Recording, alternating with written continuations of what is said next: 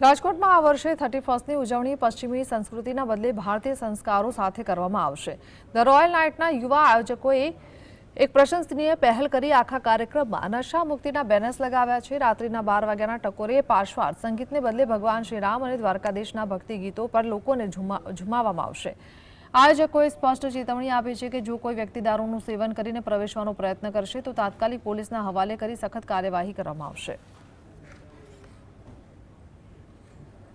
મેં 31 આયોજનને લઈને એક નવી પહેલ ચાલુ કરી છે કે નશા મુક્તિ તરફ યુવાનો દોરાય તેના માટે અમે આખા ગ્રાઉન્ડની અંદર નશા મુક્તિને લઈને બેનરો મારવાના છીએ।